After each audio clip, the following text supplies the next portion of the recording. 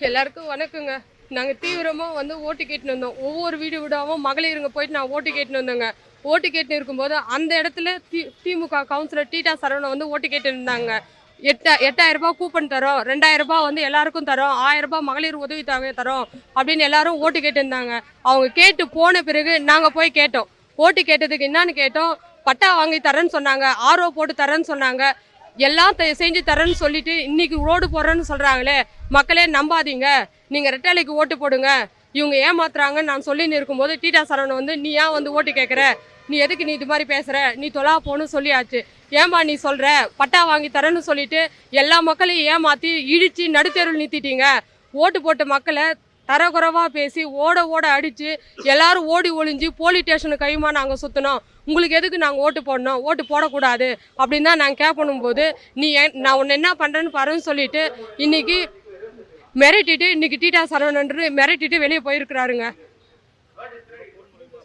Phone மூலயமா. அதுக்கப்புறம் நான் வந்துட்டேன், திருப்பி நான் அதோட வெளியே வந்துட்டேன். ஃபோன் பண்ணி உன்னை நான் வேலை செய்யாதுன்னு சொல்கிறோம், நீங்கள் ஏன் வேலை செய்கிறீங்க, 10 நாளைக்கு வேலை செய்யாதீங்க, மந்திரி வீட்டிலேருந்து எனக்கு ஃபோன் வருது, நீங்கள் வேலை செய்யாதீங்க, வீட்டில் இருங்க, உங்கள் வேலையை பாருங்கள், வாங்க மந்திரி வீட்டில் போய் பேசலாம், எலெக்ஷன் முடிஞ்ச பிறகு மந்திரி உனக்கு என்ன செய்யணுமோ செய்கிறாரு, உன் பிரச்சனையை நீ தனியாக வைங்க, மந்திரி எலெக்ஷனு, நீ மந்திரிக்கு வேலை செய்யாதீங்க, நீங்கள் மந்திரிக்கு பிரச்சனை கொடுக்காதீங்க, நீங்கள் வேலை செய்யாதீங்க அப்படின்னு சொல்லி எங்களை மிரட்டுறாங்க. நான் ஒரு சாதாரண பொண்ணு, எங்களையே கூப்பிட்டு மிரட்டுறாங்கன்னா இன்னும் இருக்கிறவங்களாம் என்ன ஆவாங்க? தயவு செஞ்சு எங்களை காப்பாற்றுங்க, இந்த தொகுதி மக்களை காப்பாற்றுங்க, ரெட்டலைக்கு ஓட்டு போட சொல்லுங்க. எனக்கு இந்த நிலைமைன்னா இன்னும் இருக்கிறவங்க எவ்வளோ பேர் சொல்ல முடியாமல் நிறைய பேர் இருக்கிறாங்க. இதுக்கு ஒரு விமோச்சனத்தை கொடுங்க. இதெல்லாம் சத்தியமான உண்மைங்க. இதெல்லாம் என் ஊரில் ஒவ்வொரு வாரத்தையும் கேவலமாக பேசிட்டு போனாங்க. துணை மேயர் சுனில்குமார் எங்களை அடித்து ஓடி ஓடி ஒளிஞ்சோன்னாங்க. ஓட்டு போட்டு மக்களை கேவலமாக தரகுறமான வார்த்தை அசிங்கப்படுத்திட்டு போனாங்க. எங்கள் ஊர் ஜனம் மொத்தத்தையுமே இருக்குதுப்பா, ஆடியோ இருக்கு. நான் கட்சியில எந்த பொறுப்பு இல்லைப்பா, சாதாரண ஒரு பொதுமக்கள் தான்ப்பா,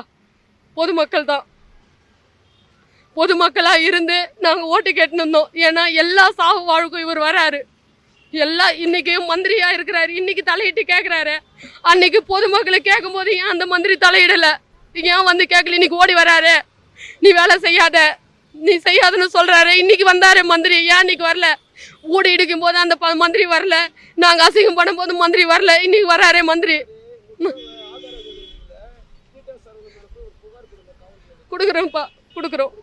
கொடுக்குறோம்ப்பா. நீங்க எல்லாரும் எங்களுக்கு ஊடகத்துறை, நீங்க எங்களுக்கு சப்போர்ட் ஆயிருங்க. வந்ததே இல்லப்பா, போன 5 ஆண்டு பார்த்தோம், இந்த 5 ஆண்டு வந்திருக்கிறாரு. செய்திகளை உடனுக்குடன் தெரிந்து கொள்ள நமது அம்மா இணையதள தொலைக்காட்சியை சப்ஸ்கிரைப் செய்து அருகில் உள்ள பெல்